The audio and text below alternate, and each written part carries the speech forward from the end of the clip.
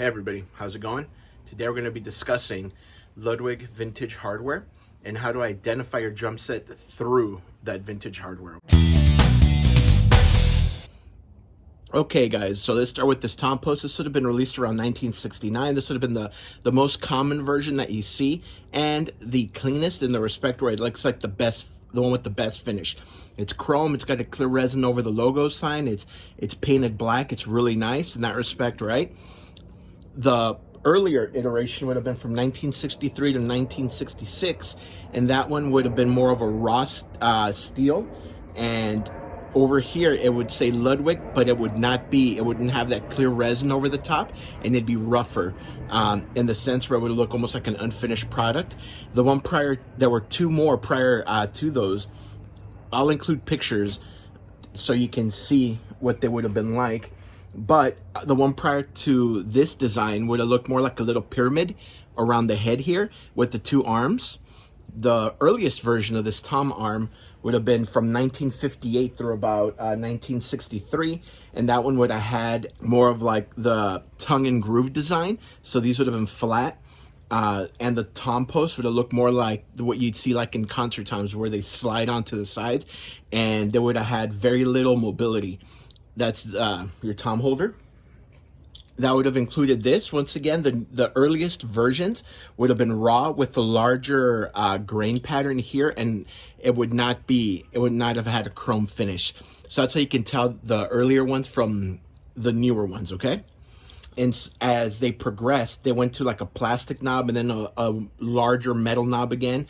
So that's how you can tell. They should have the Ludwig washers underneath. Okay. All right, guys, let's talk about the consolette. This would have been known as a clipper. That would have been the original name for it. Once again, I will include pictures of the different generations and variations. The first one would have been from about 1949 through 1957, and that would have just had bolts that lock onto the shell on the underside, like right here. It wouldn't have had the 1, 2, 3rd, or 4th bolt there. It would have also had the tongue setup, not the round bar steel that you see on this one. Then the second version would have been out from 1958 through 1960, and that one again would have had the tongue and the socket set up. This version came out from 1961 to 1981, which is the one I'm holding here, which is probably the one most people are used to seeing, and they would have used this on the side of your tom to lock. If you have them on your drum set and you pull them off, hold on to them because these sell for about $200 a piece, between $150. Let's talk about some of the throw-offs that you'll see. These are just some of them, guys. This is a newer version of the P84, which you would see on a piccolo. You can tell it's always a newer version because it has this design here for the strap and not the string. And this, once again, you'd see on a piccolo. P84. Then you'd have your P83, and you can obviously see the size difference here. The P83, like I've said before, came out in 1958 through about 1969. This is the second generation because it does not have the elbows here on this side, which you would see, and it'd be super noticeable when you open it and close it. You would see the elbow right there. Ludwig went at some point to the P85, and you can tell that this one right here is an 80s design because it does have the black gloss once again over the top, and it has the two circles. So this puts it about the early 80s, probably about 80 or 81. So when you're looking at snares and they're trying to tell you, hey, well, everything's original, this is all early 70s, you can tell. A quick way is by the holes, okay? Ludwig didn't start using the setup for the straps until like 1983, 1984. And this one right here tells you that it's in the 80s because of the black. So if it's 60s, you'll be seeing this, okay? This is what you'll be looking at as a throw-off for the 60s.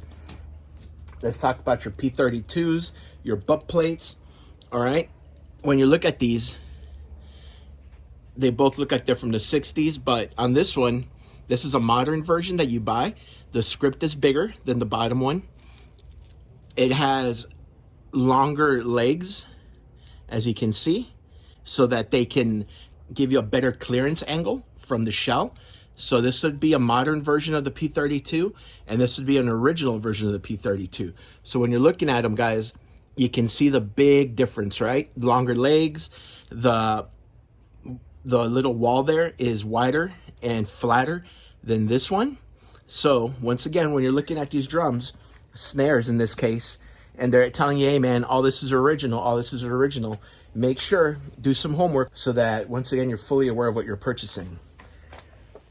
These are your leg setups. All right, guys, you would have seen this from about 1962 through about 1969. You can tell that this is a correct version. This is what some people call the gull wing, because this folds flush up to the bass drum. Okay, so when it's down, it'd be down like this, and when it's up, it goes cradles the side of the bass drum. This would have been from about 1962 to 1969. These right here would have been from about 1970 to 1978. These are the ones that would retract into the shell. These are the 1/4 inch design, guys. This is hugely important when you're buying these. They made two different designs, okay? One from 1970 through 78, and the other one from 78 through 92. The ones from 78 are going to be 5/16 around. I'm sorry, a 1/2 inch around. These are 1/4. The newer ones would be 1/2 inch around, so obviously the stock's going to be twice as big around. But so when you're buying these, make sure you buy the right size for the correct size for the shell year that you have. Otherwise, you're going to have to spend double the money because it's not going to fit. So once again, if your drum is from 1970 through 1978, it should have the 1/4 inch design, and these are the ones that retract completely into the inside of the shell, okay, guys? When they're being used, they're out. When they're not, they retract, okay? 1970 to 78, they will have the wing nut, okay? There will be chrome. Obviously, some of these are dirty. They need to be cleaned. An earlier one is from 1955 through 1961, and that would have used this arm, but it would have used a steel bracket that's bent over itself, kind of like that, and that'd be the earliest version of this design, and that would have been from about 1955 through 1961, which would have put it right around the time when William F. Ludwig bought Ludwig back from C.G. Kahn. Okay, let's talk claws for a second, and let's talk T-handles. Like everything else, they have nickel and they have chrome. Okay, nickel and chrome. Anything nickel is going to be 1964 and below. Okay, 1964 and below is when you're going to see nickel. Or okay, and it'll be nickel over brass most of the time. You'll see them sometimes in 1965 because, like I've said before, Ludwig was very well known for using leftover parts. So this is your chrome one. This is your nickel. Obviously, they were using chrome in the 50s as well. And you could either have a chrome or a nickel kit, or sometimes those would be mixed. But after 1964, you should only be running across the chrome. For your claws, WFL claws will say WFL, okay, on them. And this is obviously a nickel claw. So you guys, let me show you some things so you see. Can you see the difference between both of those claws? The shaft on this one runs the height, almost the height of the claw, and longer than the claw. The height on this one, or the length on this one, it's shorter up top, right? It doesn't go the length. This will not work on a bass drum. Once again, these will not work on a bass drum. If you put the T-rod in there, it clears it, right? On that one, on the one that's got the longer shaft. On this one, it does not. And that's because these were meant for field drums. So these would have had a regular tension rod. That's why if you buy these, you have to make sure that they go all the way to the height of the claw. I've ran across about 4 different versions of the Ludwig Classic lugs, but what I'm going to tell you guys here is pretty much the only thing you really need to know as far as I'm concerned. When you look at the back of these, you can tell they're from different eras. This one right here that I'm tapping on is from 80s Ludwigs, when they went to the 6-ply. Are the 6-ply ones. I actually like them better than I do the vintage ones because they're heavier duty. The casting is heavier, but the problem is that since the casting is heavier, these do not fit on a vintage Ludwig set. So if your set is not 6-ply, these lugs will not fit. The shafts over here, the little feet, they're too long. The screws are too long, okay? So if you're gonna use them, you gotta grind these down, and you have to enlarge the holes on your shell just a hair with like a reamer. I've done it in the past, and I'm sure I'll do it in the future because I have a bunch of these. So there you go. They look the same on the outside, 100% the same, but the guts are different. This is like the biggest take home that you need. So if you're buying these on Reverb, make sure that you're buying 60s and 70s era. Do not buy 80s era, 6-ply era, because they will not work with your vintage drums. Let's look at these over here, right? These came out in 1947, as I've mentioned in a lot of my older videos. The older ones are going to have nickel. Pre-64, you can find nickel and chrome. 65 and above, you might find nickel if they were left over. Everything that I'm showing you here will help you identify the drum kit that you're buying as a correct era drum kit. So as you can see, when you look at these at the bottom, this one is going to go for like a beaded shell, right? Because it's got the notch. These don't. So once again, when you're buying them, be careful. This is also a modern one, you can see, because this does not use the springs. They have those plastic little inserts there that keep your swivel nuts in place, as opposed to the vintage ones, which have a spring. And in this case, I have a little piece of cotton in the back there so it doesn't get in the way. So those are going to be the big difference mechanically.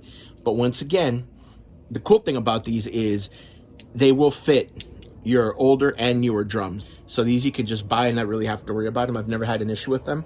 As you can see, this one's broken. They do tend to break, guys, so be careful. I keep them because I can still make them work. If that's busted, you can just rethread it and you can use them. So I keep them in case of an emergency. I have, I think, just about every single iteration of these here, with the exception of the earliest version that would have been available from about 1961 through, I believe it was 1963. I will include a picture of the ones from 1961 when they came out. They will look different. When you see them, they do not have that box around the word Ludwig, and it's, if I remember correctly, it's scripted on there. It's not pressed on there like these, and they are nickel. So when you look at these right here, came out in 1962. They were the second version of them. As you can see, I have a nickel one and I have a chrome one. These feel the best out of all of them, simply because they're the heaviest. You can feel like the weight, the mass in them. So they feel really good. They feel like they could really take a pounding. Once again, just because they look the same doesn't mean they are the same. The whole pattern is the same, the whole distance is the same, but the internals are different. On these early ones, you can see that these use a 1/4 inch bolt, so the bolt is going to be smaller and narrower. So if you lose the bolt, you have to make sure you find the correct era replacement one, otherwise it won't fit, and I'll show you why.